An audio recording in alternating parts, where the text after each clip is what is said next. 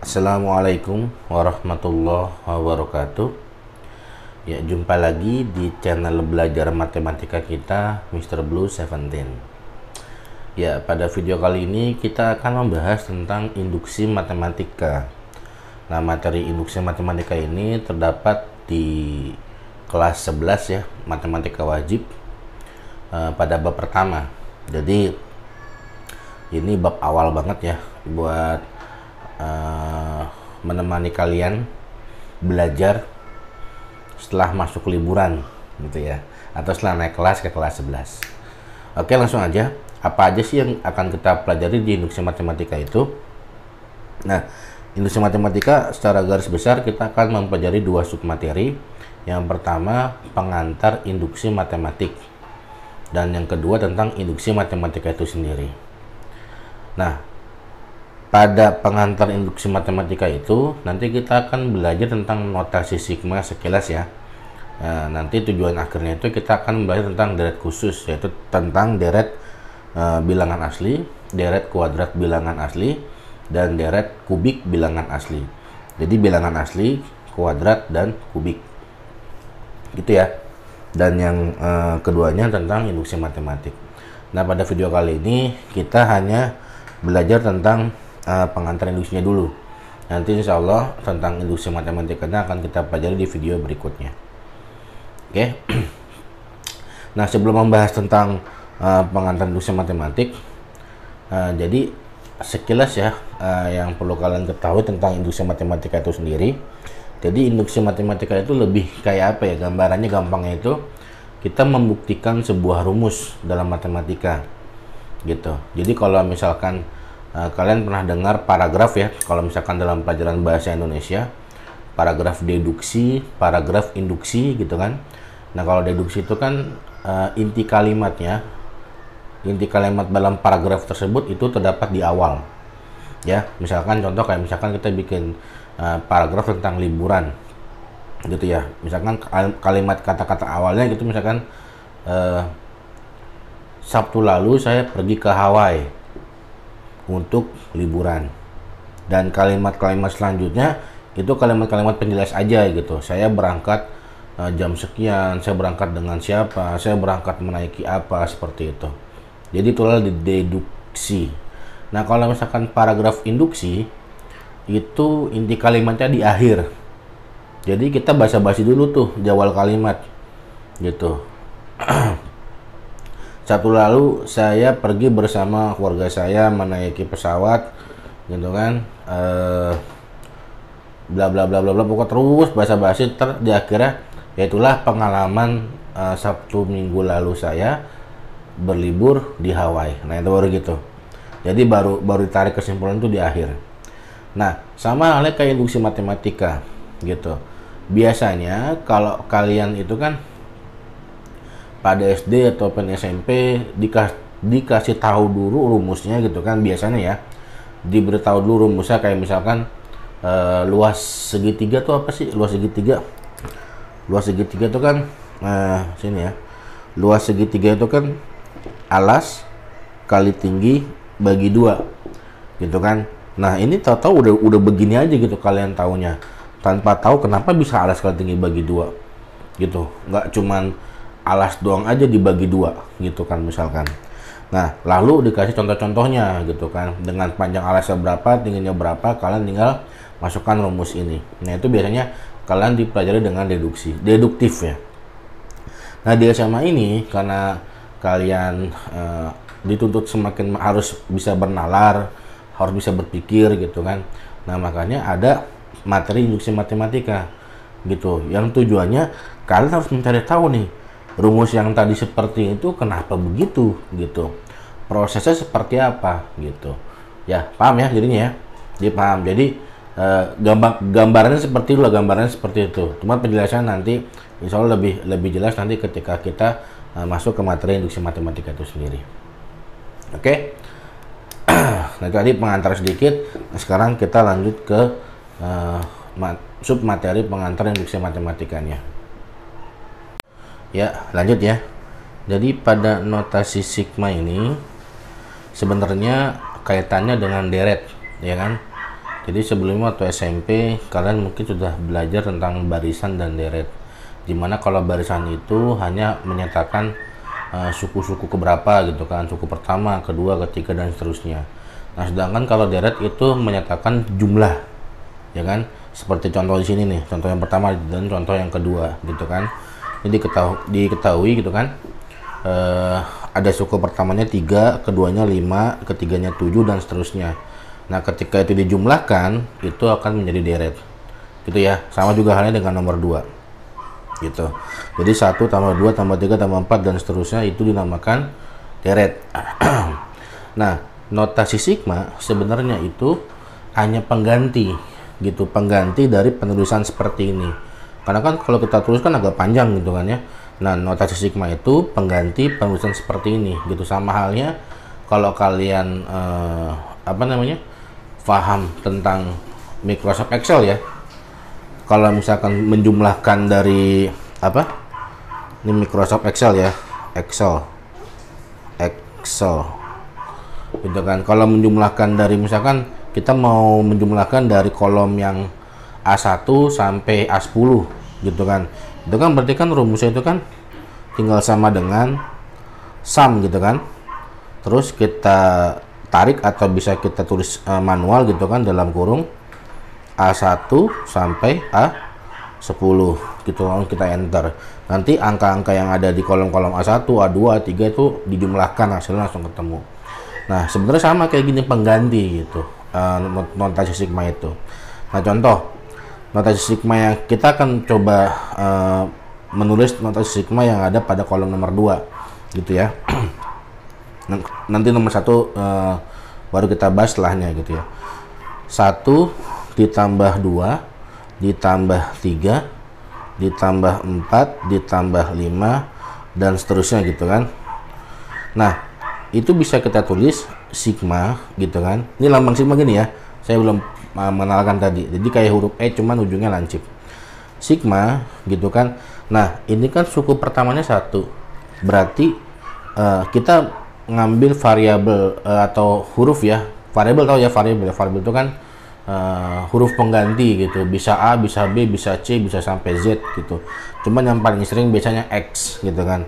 Nah, jadi sigma X di sini kita tulis X dulu gitu kan. Nah, karena suku pertamanya 1, kita ubah X-nya itu sama dengan 1 di bawahnya ya, sampai berapa. Misalkan ini kan ada ketentuannya dalam soal ya. Misalkan kita mau menjumlahkan, hitunglah deret berikut sampai deret 25 misalkan, ya kan. Nah, berarti batas atasnya itu kita tulis 25 seperti itu ya. Nanti X ini artinya pengganti gitu. Yang pertama 1 gitu kan, ditambah nanti terus tuh setelah 1 berapa gitu kan, 2 gitu kan, terus lagi setelah 2 berapa, 3 gitu dan seterusnya gitu. Nanti bisa ada keterangannya dengan X anggota bilangan asli gitu, karena ini kan deret bilangan asli ya. Ya, ini nanti hampir nyambung dengan pembahasan tentang deretnya ya. Jadi gitu ya. Jadi cara bacanya sigma X, dimana X-nya itu dari 1 sampai 25 dan X itu anggota bilangan asli. Jadi ntar X ini kita ganti dengan angka 1, tambah 2, tambah 3 dan seterusnya gitu ya. Nah, sigma seperti ini itu disebut dengan sigma tak berindeks ya, sigma tak berindeks karena kita langsung mengubah nilai X-nya. Kita langsung mengubah nilai X-nya gitu. Nanti akan tahu kita bedanya notasi sigma yang tak berindeks dengan berindeks itu bedanya apa setelah kita akan mengubah bentuk seperti yang di soal kayak soal yang pada nomor 1 ini. Itu ya. Nah, sekarang kita akan merubah notasi sigma yang pada soal nomor 1 ya. Jadi di sini soalnya 3 ditambah 5 ditambah 7 ditambah 9 ditambah terus gitu kan, jadi berapa. Nah, misalkan sama ya, pengerjaannya sama. Jadi sigma dulu gitu kan, sigma gitu kan.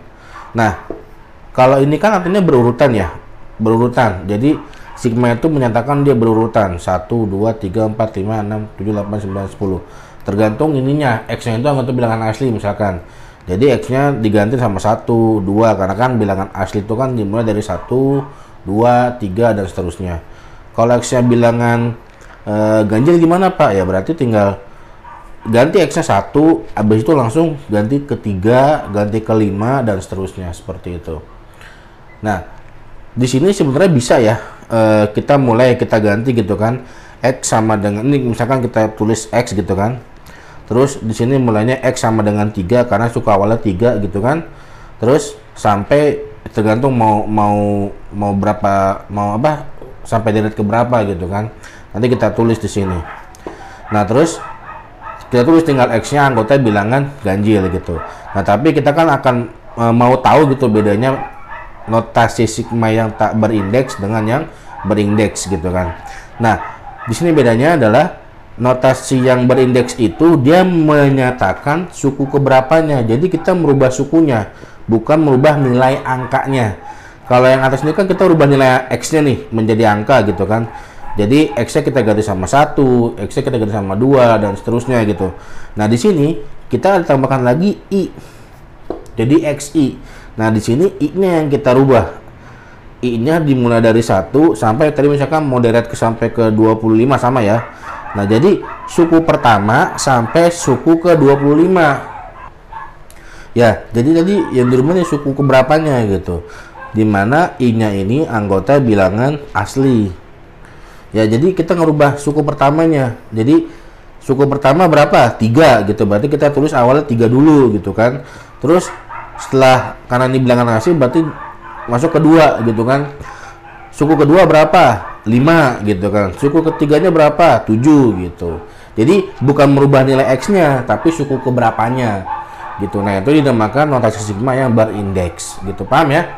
Jadi notasi yang tak berindeks ya, notasi sigma tak berindeks.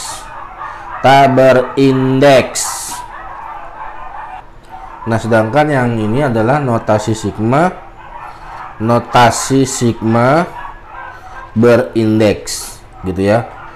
Jadi bedanya tadi kalau ini mengubah X-nya langsung menjadi sebuah angka, yang bawah ini hanya merubah suku keberapanya. Seperti itu ya. Nah, notasi sigma sebenarnya punya sifat-sifat, maupun baik yang tak berindeks atau yang berindeks gitu. Tapi di sini di video kali ini kita tidak akan membahas itu lebih lanjut, karena kita lebih fokuskan ke deretnya, deret bilangan asli, deret kuadrat bilangan asli, serta deret kubik bilangan asli. Ya, sekarang kita sudah masuk tentang pembahasan tentang deret bilangan asli, gitu ya. Jadi ini pembahasannya sebenarnya hampir sama dengan deret yang kalian sudah pelajari waktu SMP ya, deret aritmatika dan deret geometri gitu. Cuman bedanya di sini ada embel-embel bilangan aslinya gitu. Yang kita tahu bilangan asli itu kan dimulai dari 1, 2, 3, 4, 5, dan seterusnya gitu. Nah, di sini kita akan membahas tentang deret bilangan asli, deret kuadrat bilangan asli, dan deret kubik bilangan asli gitu ya. Nah, deret bilangan asli itu sendiri seperti yang tadi saya sudah bilang gitu kan, ini terdiri dari angka-angka bilangan asli. Jadi suku pertamanya itu pasti dimulai dari 1 gitu kan, terus ditambah 2, ditambah 3, ditambah 4, dan seterusnya, terus aja gitu. Yang tadi kalau misalkan kita mau rubah dengan notasi sigma juga bisa ya, tadi kita sudah pelajari gitu. Nah, tujuannya di sini kita akan menarik rumus nih, nantinya akan terbentuk rumus baru gitu kan, setelah yang kalian sudah pelajari pada deret aritmatika ataupun geometri pada SMP waktu itu gitu kan. Nah, kita lihat suku pertamanya ini pada barisan ini ya, pada deret ini ya, pada deret bilangan asli ini, kita lihat suku pertamanya atau A-nya ya, A-nya itu sama dengan 1 gitu kan, atau U1 sama dengan 1 gitu ya. Nah, beda antara suku pertama dan kedua, 2 ke 3, 3 dan ke 4 gitu kan, itu kan sama ya. bedanya juga sama dengan 1. Gitu ya. Nah, si barisan atau deret ini ya, itu memenuhi syarat untuk menjadi deret aritmatika. Kenapa? Karena dia mempunyai suku pertama dan juga mempunyai beda yang sama. Nah, maka rumus dari deret bilangan asli ini kita bisa menggunakan rumus deret aritmatika gitu. Masih ingat rumus deret aritmatika, yaitu Sn sama dengan n per 2 dikali 2a ditambah n-1 dikali b. Gitu ya. Nah, jadi kalau misalkan kita masukin, misalkan tentukan rumus dari deret bilangan asli berikut gitu kan. Nah, tinggal kita ganti aja. Jadi Sn sama dengan n tetap ya. Jadi n per 2. Nah, a-nya kita ganti dengan 1. Berarti 2 dikali 1 ditambah n dikurang 1, b-nya itu diganti sama dengan 1.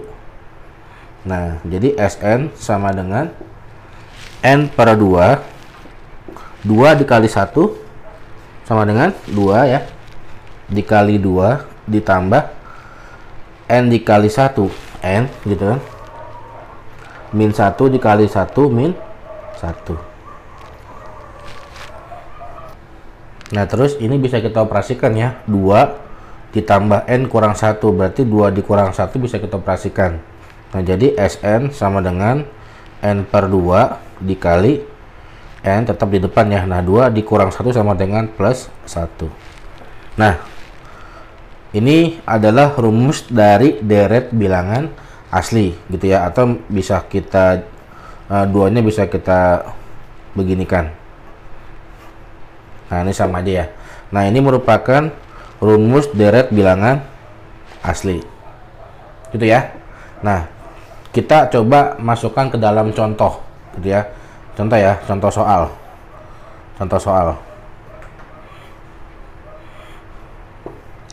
Misalkan soalnya gini, tentukan deret bilangan asli yang terdiri gitu ya hingga 15 deret pertama gitu ya. Ini cuma contoh soal ya. Nanti jenis-jenis soalnya kalian bisa temukan di buku-buku yang lain atau website yang lain gitu. Nah, ini kita kerjakan. Jadi kita ganti papan dulu biar kelihatan beda ya. Jadi jawab gitu ya. Tentukan deret bilangan asli yang terdiri hingga 15 deret pertama. Nah, kita tahu rumus dari deret bilangan asli itu ini. Jadi kita langsung masukkan aja.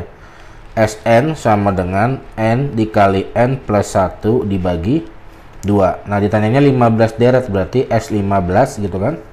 N-nya langsung diganti sama 15, jadi 15 dikali 15 tambah 1 dibagi 2. 15 tambah 1 16 gitu ya. Dibagi 2, 16 bagi 2 8. 8 dikali 15 adalah 120. Nah, gitu ya, gampang ya. Ini hanya salah satu contoh. Jadi untuk deret bilangan asli ini rumusnya. Nah, selanjutnya kita akan masuk ke deret kuadrat bilangan asli. Nah, pada deret kuadrat bilangan asli tetap patokannya sama dengan bilangan asli. Jadi 1, 2, 3, 4, 5 dan seterusnya. Cuman bedanya ini kita kuadratkan ya. Jadi satunya nanti kita kuadratkan gitu kan. 2-nya kita kuadratkan, 3-nya kita kuadratkan, 4-nya kita kuadratkan dan seterusnya. Gitu ya bedanya ya. Nah, kita hitung 1 kuadrat itu kan 1. 2 kuadrat itu 4. 3 kuadrat itu 9 dan 4 kuadrat itu 16 dan seterusnya. Nah, kalau kita lihat beda antara suku pertama dan kedua itu adalah 3 dan beda antara 4 dan 9 itu adalah 5 dan beda antara suku ketiga dan keempat itu adalah 7. Nah, maka ini tidak termasuk pada deret aritmatika. Kenapa? Karena bedanya beda. Ya, tidak sama kayak tadi bilangan asli yang bedanya sama-sama 1 gitu kan. Sedangkan ini bedanya beda. Nah, kalau kayak gitu untuk mencari rumus ini, rumus deret kuadrat bilangan asli itu tidak bisa menggunakan rumus deret aritmatika. Nah, kalau gitu gimana? Nah, di sini saya hanya langsung memberitahu ya, kalau rumus dari Sn atau deret kuadrat bilangan asli itu adalah n dikali n plus 1 dikali 2n plus 1 dibagi 6. Nah, ini adalah rumus dari deret kuadrat bilangan asli. Ya, diulang ya. Nah, jadi sudah saya tulis semua. Jadi untuk deret kuadrat bilangan asli itu adalah Sn sama dengan n dikali n plus 1 dikali 2n plus 1 dibagi 6. Nah, jadi di sini saya tidak memberitahukan prosesnya hingga menjadi seperti ini karena memang bukan itu fokus kita ya. Jadi kalian tinggal menghafalkan saja gitu. Nah, dalam contoh soalnya seperti apa? Nah, dalam contoh soalnya misalkan kita punya contoh soal ya. Contoh soal, tentukan 10 deret pertama kuadrat bilangan asli. Nah, gitu ya contoh soalnya ya. Tentukan 10 deret pertama bilangan asli. Nah, langsung aja kita gantikan rumusnya. Tuliskan rumusnya. Jadi Sn sama dengan n dikali n plus 1 dikali 2n plus 1 dibagi 6. Gitu ya. Nah, n-nya kita ganti langsung sama 10 karena di pertanyaannya 10 deret pertama. Jadi 10 dikali 10 tambah 1 dikali 2 dikali 10 tambah 1 dibagi 6. Nah, 10 dikali 11 karena 10 tambah 1 11 dikali 2 kali 10 20 tambah 1 20 1 dibagi 6 ya. Nah, langsung kalian bisa kalikan berapa gitu ya, hasilnya berapa gitu. Ini kita hitung ya. 10 dibagi 6 ada ini 5, ini 3 gitu ya. Benar ya?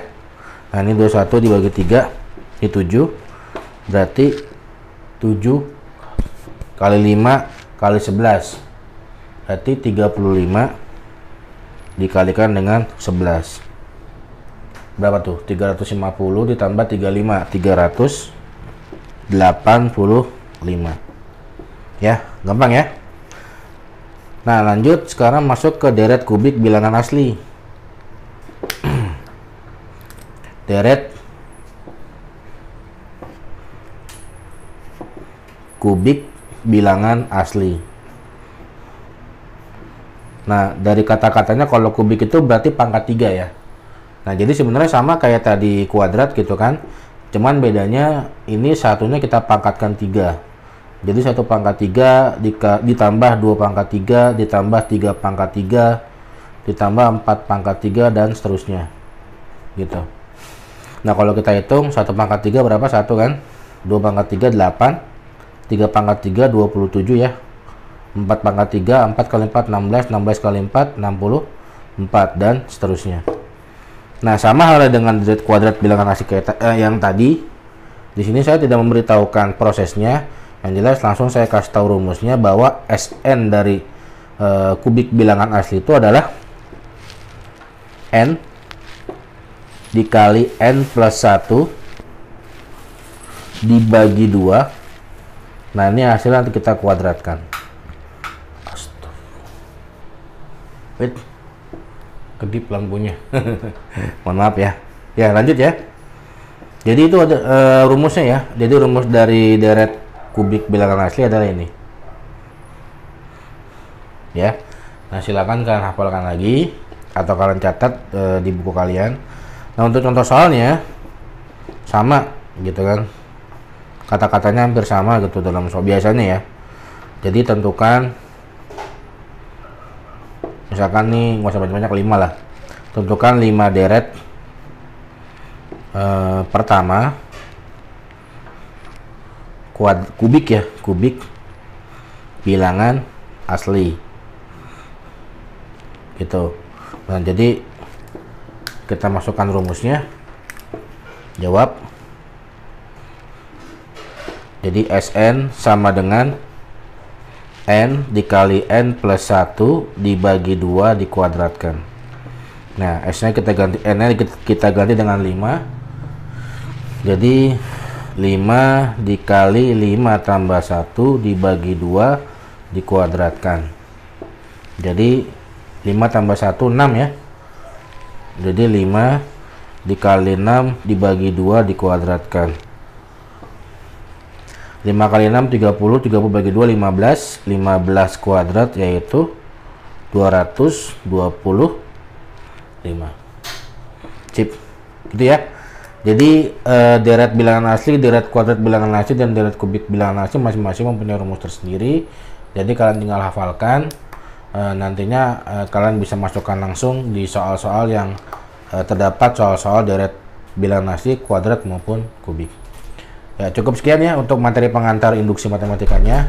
Insya Allah nanti kita akan bertemu lagi pada video selanjutnya langsung tentang induksi matematik. Semoga video ini bermanfaat buat kalian. Kurang lebihnya mohon maaf. Wassalamualaikum warahmatullahi wabarakatuh.